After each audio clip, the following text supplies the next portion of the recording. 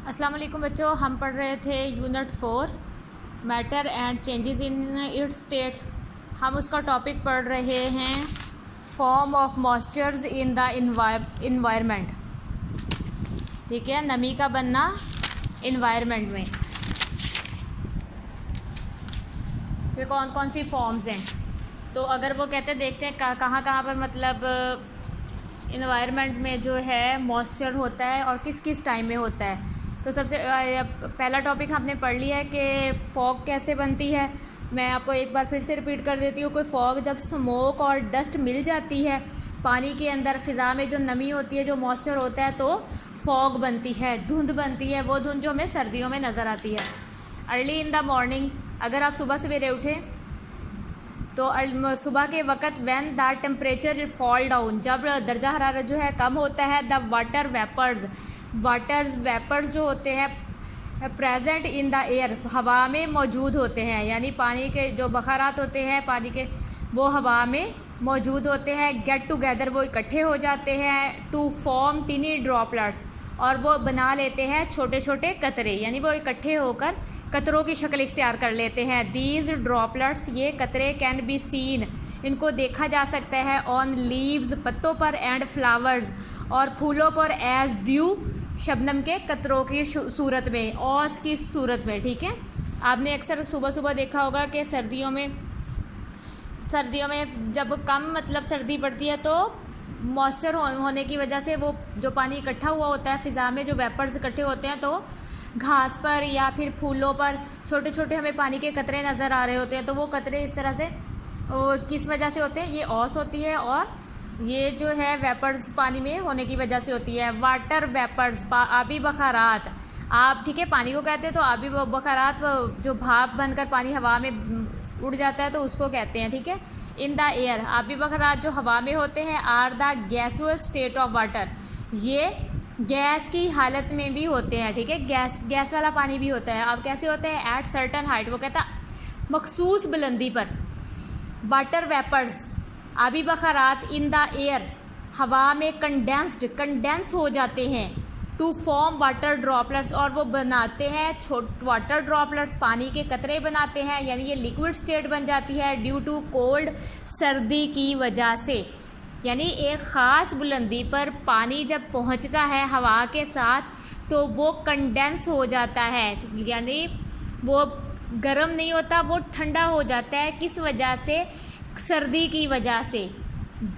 और वो सर्दी की वजह से जब कंडेंस होता है तो the presence of water droplets, और जो पानी के कतरों की मौजूदगी होती है, इन द एयर, हवा में, फॉर्म क्लाउड्स, तो वो क्या है? बादल बना लेती है। अब ये जो पानी के छोटे छोटे कतरे होते हैं, ये हवा में क्या करते हैं? ये बादल बना लेते हैं इस वजह से। ठीक है, तो वाटर वेपर्स अगर गैस की हालत में होगा, ठीक है, तो वो कंडेंस होकर क्या बना लेगा? क्लाउड्स बना लेगा। अगर पानी मतलब सर्दी ज़्यादा है और पानी हवा में मौजूद है तो उसकी वजह से ड्यू हो गई, वो ड्यू बन जाएगी, यानी ओस बन जाएगी, जिससे वो ओस जो है पत्तों पर गिरेगी, फूलों पर।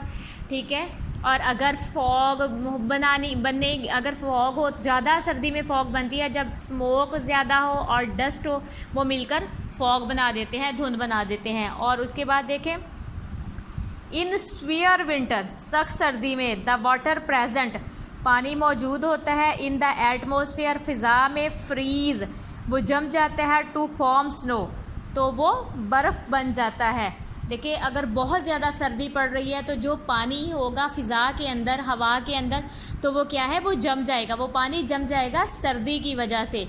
ऑन द माउंटेन्स, पहाड़ों पर, and a layer of frost, और बर्फ़ की एक तह, on the surface of ponds and lake, और तालाबों में और झीलों पर जो है बर्फ़ की एक लेयर जम जाएगी। जहाँ पर बहुत ज़्यादा सर्दी होती है बच्चों, जिन इलाकों में बहुत ही ज़्यादा सर्दी होती है वहाँ पर बर्फ़बारी होती है, आपको पता है, और वहाँ जो पानी होता है झीलों का या दरियाओं का, वो भी इस सर्दी की वजह से बर्फ़ बन जाता है, जम जाता है।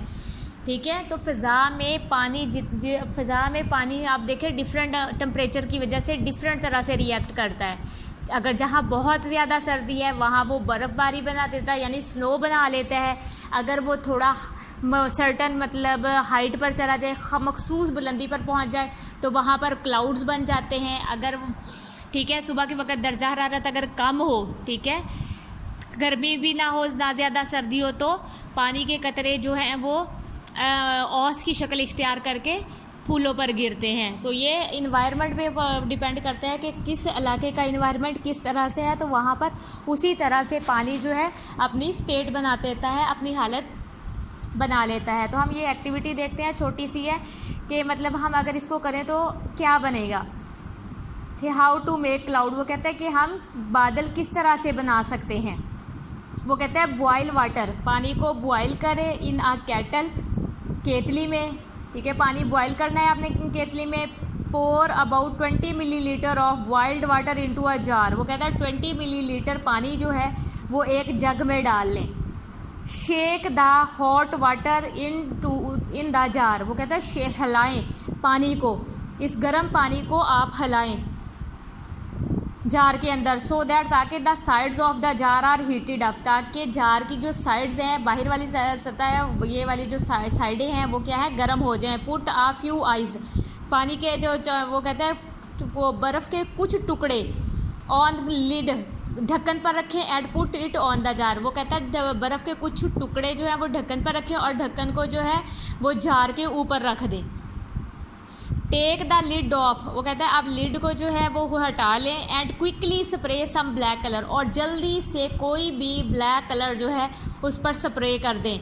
Now put the lid along with the ice cube on the top of the jar, अब वो कहता है फिर क्या करें, आपने स्प्रे किया और फिर उसके ऊपर ढक्कन रख दें, लेकिन उस पर बर्फ़ भी होनी चाहिए।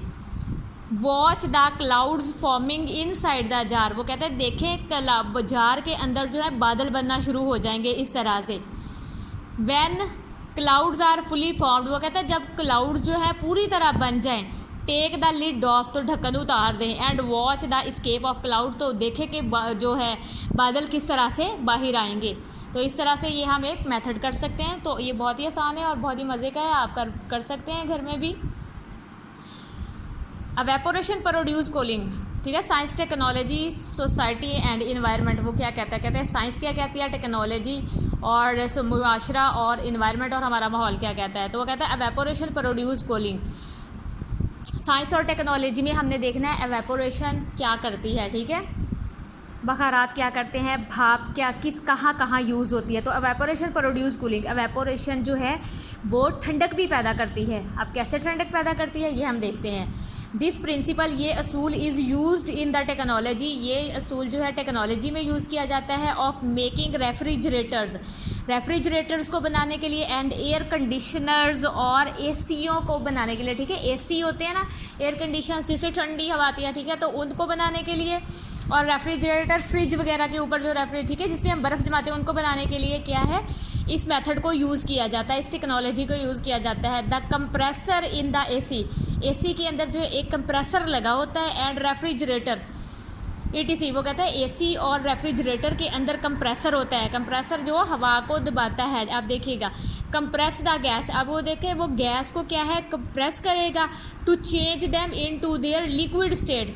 ताकि वो गैस को जो है कंप्रेस करके उसको लिक्विड हालत में बदल देगा।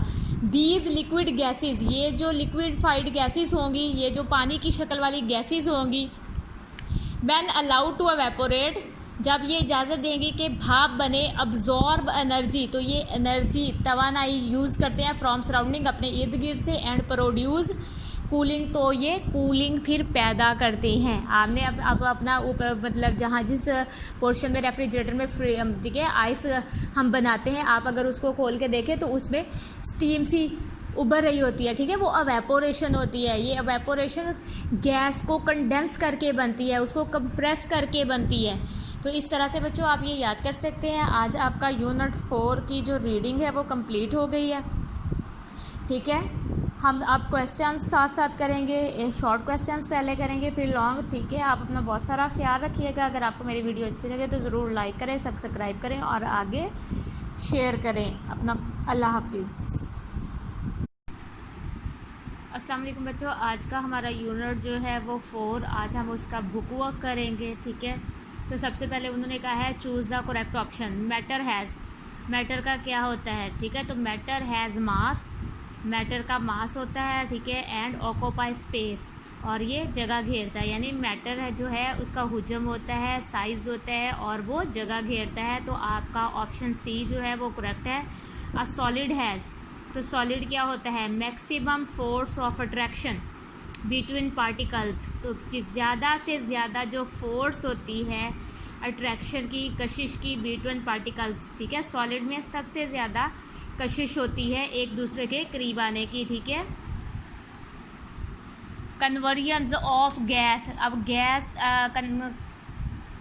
को तब्दील करना टू लिक्विड, लिक्विड में, ठीक है, पानी की या माया की हालत में गैस को तब्दील करना इज़ कॉल्ड कंडेंसेशन, तो हम उसे कंडेंसेशन कहते हैं, ठीक है। ख़ास लेवल पर गैस को लिक्विड फॉर्म में तब्दील करने को, ठीक है, कंडेंसेशन कहते हैं।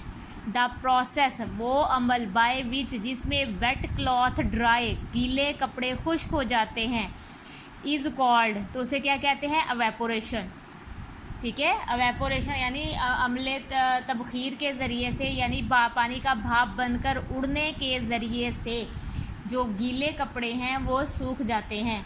मैटर चेंजेस, मैटर जो है तब्दील हो जाता है फ्रॉम वन स्टेट, एक हालत से, टू अनदर, दूसरी हालत में, with the change in temperature. देखो बच्चों, जब दर्जा हरारत, जैसे जैसे दर्जा हरारत चेंज होता जाएगा मैटर की हालत बदलती जाएगी। अगर तो गर्मी है, ठीक है, तो पानी क्या है, भाप बनकर उड़ना शुरू हो जाएगा, और अगर सर्दी है तो पानी जमना शुरू हो जाएगा, अगर हम नॉर्मल वे में देखें, ठीक है।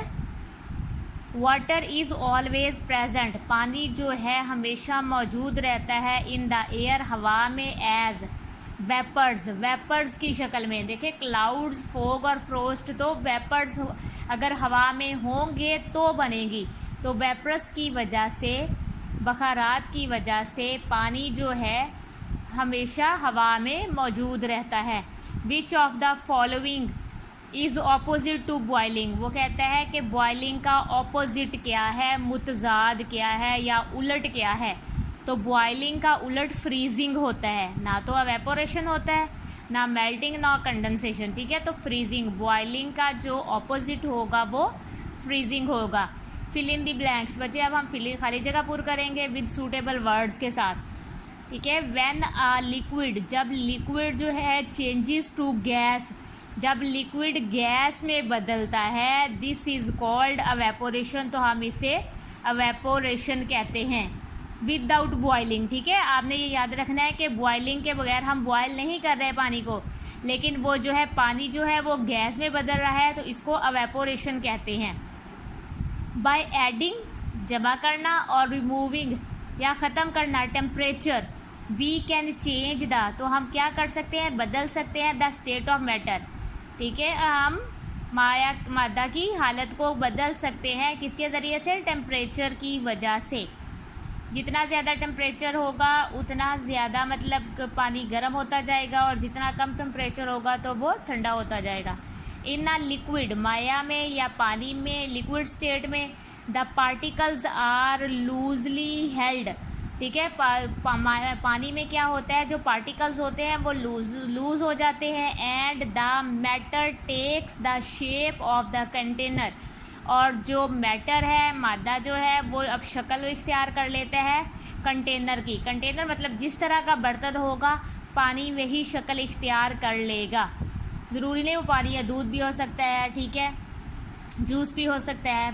अगर वो टिन पैक में है तो वो टिन पैक की शक्ल इख्तियार कर लेगा, ठीक है। बाउल में है, बाल्टी में है, तो जिस चीज़ में हम पानी डालेंगे उसी तरह की उसकी शक्ल बन जाएगी। इन आ सॉलिड, ठोस चीज़ों में, सॉलिड स्टेट में, ठीक है, ठोस हालत में, पार्टिकल्स हेल्ड टुगेदर, पार्टिकल्स जो हैं वो एक दूसरे के करीब होते हैं, यानी एक दूसरे के साथ बिल्कुल जुड़े हुए होते हैं। And the matter can not easily change its shape, और जो मैटर जो है वो अपनी हालत को आसानी से चेंज नहीं कर सकता। सॉलिड में पार्टिकल्स एक दूसरे के साथ जुड़े होते हैं, इसलिए वो अपनी हालत को आसानी से चेंज नहीं कर सकते। Freezing is the term, freezing जो है यानी चीज़ों को जमाना, इज़ द टर्म, ये एक लफ्ज़ है, यूज़ टू डिस्क्राइब, जिसको इस्तेमाल किया जाता है बयान करने के लिए, द प्रोसेस, अमल, when a liquid change into solid, जब हम लिक्विड को सॉलिड में बदलते हैं तो उसको हम फ्रीजिंग कहते हैं। ठीक है, तो आपने याद रखना है, जब हमने लिक्विड को सॉलिड में बदलना है तो उस टर्म को हम फ्रीज़ करना कहते हैं। अब बच्चे ये देखें, वो कहता है सेलेक्ट द प्रोसेस को सिलेक्ट करें फ्रॉम द लिस्ट से गिवन बिलो, जो कि नीचे दी गई है, and right it against the phenomenon, और इन फेनोमिनन के ठीक है अगेंस्ट लिखें, वेयर इट इज़ इन्वॉल्व्ड, कि इसमें कौन सी चीज़ शामिल है, during the change of state, के अगर स्टेट बदलनी है, हालत बदलनी है मैटर की, तो कौन सा फेनोमिना जो है वो इन्वॉल्व होगा। द फेनोमिना में involve more than one process, वो कहता है ये जो फेनोमिना है वो एक से ज़्यादा चीज़ों में यूज़ हो सकता है। ये जो वर्डिंग है, ये जो लफ्ज़ है, ये एक से ज़्यादा चीज़ों के लिए यूज़ हो सकते हैं। सबसे पहले है आपका ड्राइंग ऑफ क्लॉथ, कपड़ों का सुखाना, ठीक है, या खुश्क करना। तो कपड़े किसकी वजह से खुश्क होते हैं, प्रोसेस कौन सा होता है, अवेपोरेशन का। अवेपोरेशन की वजह से कपड़े जो है ड्राई हो जाते हैं। फॉर्मेशन ऑफ ड्यू, ओस का बनना, शबनम के कतरों का बनना। तो शबनम के कतरे किस वजह से बनते हैं, कंडेंसेशन की वजह से। एक ख़ास पॉइंट पर जाकर जो पानी है वो ठंडा हो जाता है, ठीक है, कंप्रेस हो जाता है, तो ये कंडेंसेशन का अमल होता है, जिसकी वजह से फ़िज़ा में से पानी जब पौधों पर गिरता है तो वो ओस की शक्ल इख्तियार कर लेता है। डेस्टिलेशन, ठीक है, अम्ले कशीद है तो हल करने का अमल, तो ये अवेपोरेशन की वजह से होता है। और प्रिपरेशन ऑफ आइसक्रीम, आइसक्रीम का बनना, आइसक्रीम किस वजह से बनती है, फ्रीज़ करने की वजह से बनती है। बर्निंग ऑफ कैंडल, अब कैंडल जो जल रही है, मोमबत्ती का जलना, मोमबत्ती जलती है तो क्या होता है, ज़ाहिर है वो मेल्ट होती है, ठीक है, मेल्ट हो जाती है, और फिर मेल्ट होने के बाद फिर वो अपनी सॉलिड जो है वो फॉर्म इख्तियार कर लेती है। लेकिन जो कैंडल के जलने को हम मेल्टिंग कहते हैं। रेन, बारिश किसकी वजह से होती है, कंडेंसेशन की वजह से होती है। स्नोफॉल, अब बर्फ़ जम रही है, ठीक है, बर्फ़बारी हो रही है, तो बर्फ़बारी क्या है, फ्रीजिंग है, ठीक है, चीज़ें मतलब पानी जम के नीचे गिर रहा है तो फ्रीजिंग होगा। कुकिंग में कंडेंसेशन का अमल भी होता है और बॉयलिंग का अमल भी होता है। एयर कंडीशनिंग, ठीक है, तो एयर कंडीशन में क्या यूज़ होता है, एवेपोरेशन, यानी वो भाप बनती है। तो ये बच्चों आपका है आज का काम, तो आपने इसको याद करना है और अच्छे से मुझे फिर लिख कर भी दिखाना है।